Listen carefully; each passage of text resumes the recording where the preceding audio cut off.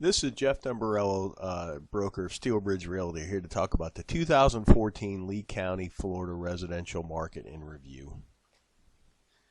Disclosure, this is my work done for me and shared with you. The data came from multiple sources. Those sources are the Lee County Clerk of the Court, the City of Cape Coral, the U.S. Census, and the MLS data.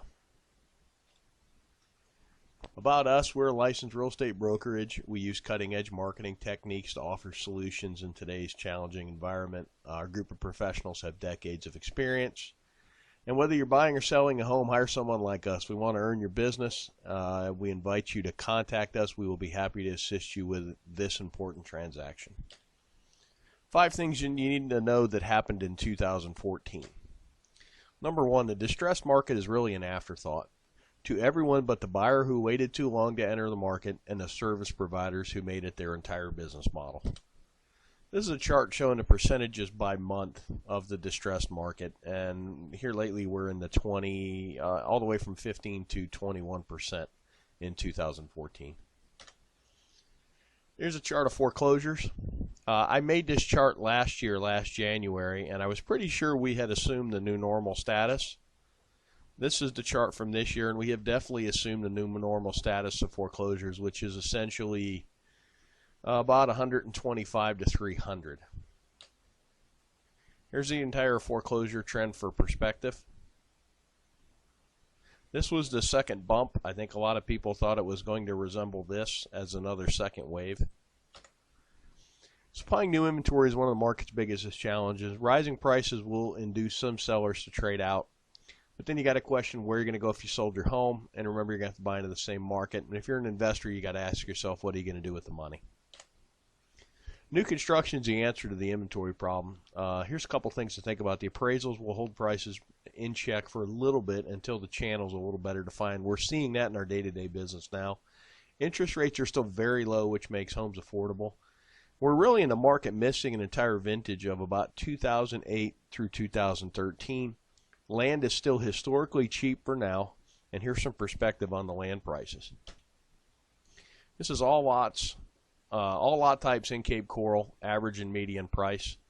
When you're looking at the last cycle, you really don't get what's going on in this cycle. So when I take the shorter view of just this cycle, the Cape lot market is recovering pretty well. The market is stabilizing in relation to the bubbles of activity. We do bubble charts here to kind of let everybody know where most of the people are looking in the market. Last year's bubble chart, this is from when 2013 versus 2012. There's a very clear shift in the market as it shifted over. When I did 13 versus 14, there really isn't that much of a difference. The market's pretty much stabilized with, we're missing some cheaper homes in the $70,000 price range, but we're selling more 170,000 all the way up into the millions. This chart's a neat chart. It shows the last cycle and this cycle by pricing. The red line being the last cycle, the blue line being the current cycle. And you can see that we mimicked the last cycle for a while, and then you're starting to see 04 and 05 in the last cycle pulled wildly away to where we're just getting slight price increases, but not like we did before. And this is really a function of the banks aren't giving out crazy loans. There's no stated income, no stated asset loans. So this is a sustainable market that's actually driven by sensible leverage. Some perspective, we operate in a seasonal and a cyclical market. The seasonality is really determined by our weather. Up north, when it's warmer, is when they're busier in the real estate market. Here, when it's a little cooler, is when we're busier in the real estate market. The cyclical part of our market is governed by demographics, and we're going to talk about something seasonal pricing bumps as well. Right now, we're in a sustainable boom. MIM is money in motion. It's every dollar that flowed through. This is actually dollars sold by realtors. And we had an 8.7 increase in the actual volume in the market. The amount of transactions went up 1.1%. The median is actually rising faster than the average, which shows the bottom of the market is coming up faster than the market itself is correcting. The percentage of bank-owned properties jumped up slightly from 13.6 to 15.05, where short sales really fell off the map. They were 8% of the market in 13, and they're only 3% of the market in 14. And another neat thing to look at, cash sales in 2013, 60.7% were cash in 2013. In 2014, 57%. So you had a decent price increase, and it really wasn't funded by leverage. And to give you a perspective, about 25-30% of the sales in the state of Florida are cash. So we're almost working at twice the cash sales percentage of the state of Florida.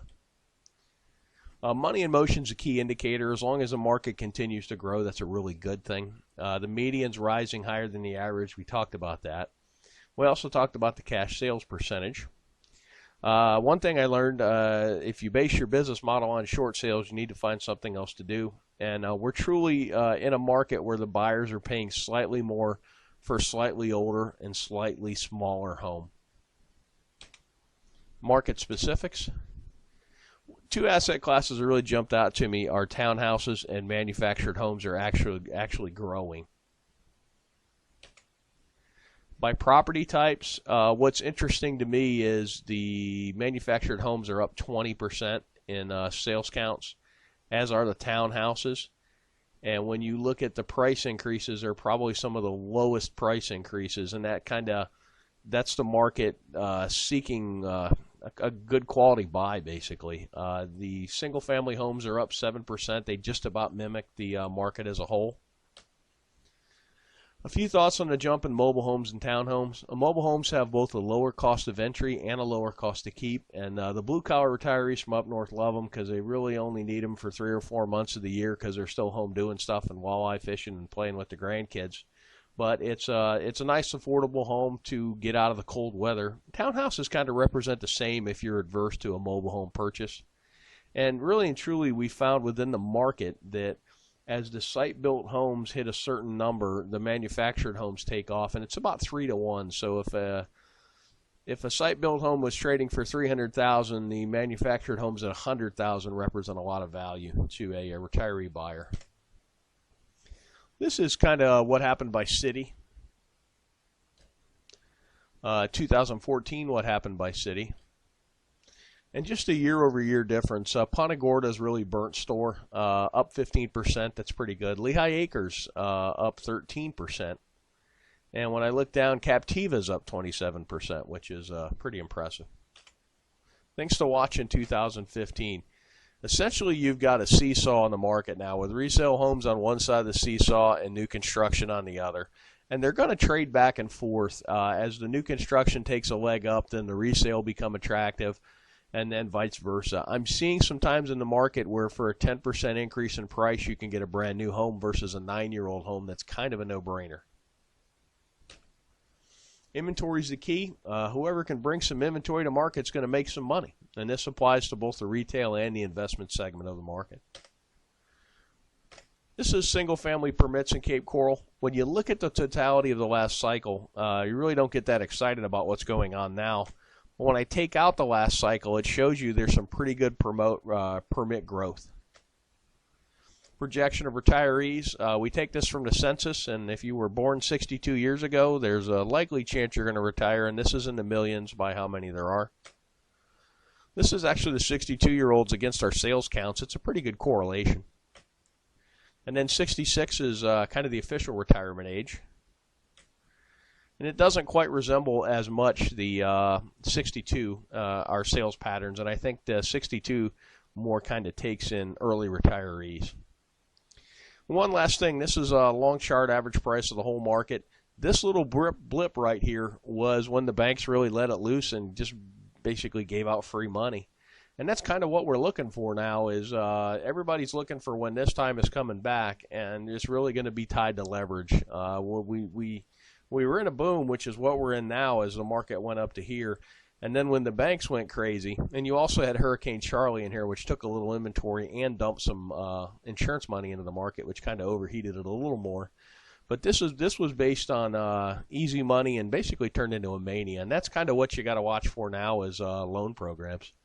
If you have any thoughts or questions, why don't you give us a call at the office at 239-694-3300, and my extension is 102. And you can always, if you're watching this video, click the link below the video and fill the form out, and we'll be in touch with you. Thanks for watching, and make it a great day.